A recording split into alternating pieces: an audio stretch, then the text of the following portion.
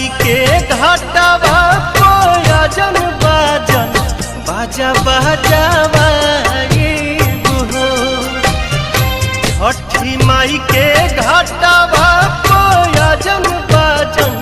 बाजा बाजावा गोदिया में होई है बालकवा अर्घ देवे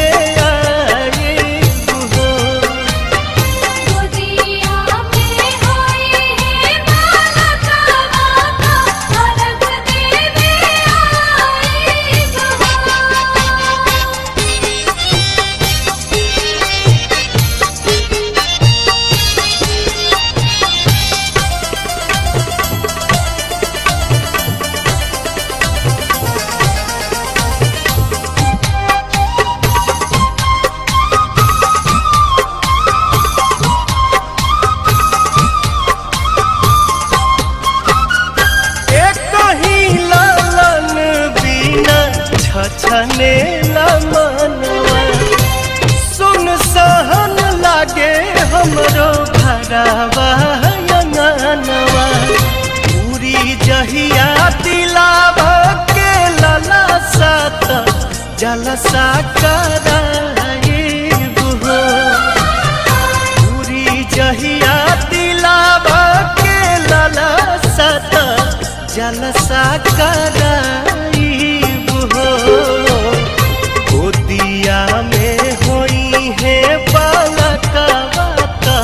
कोसी भरावाई हो गोदिया में होई है बालकवा अर्घ देवे आइब हो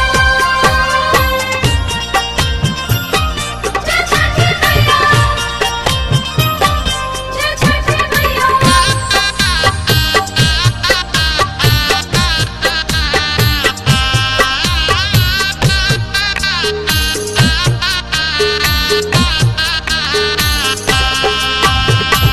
मनवा में आस लेके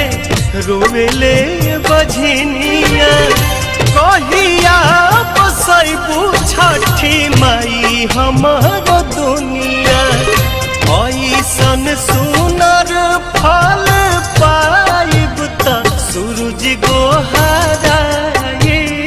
हो ऐसन सुनर फल पाइब त सूरज गोहराइब हो अरुण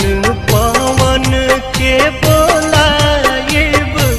गीतिया गवाइब हो गोदिया में होई है बालकवा अर्घ देवे आइब हो छठी माई के घाटवा कोयजन बाजन बाजा बाजावा हो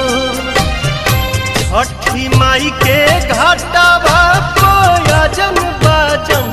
बाजा बाजावा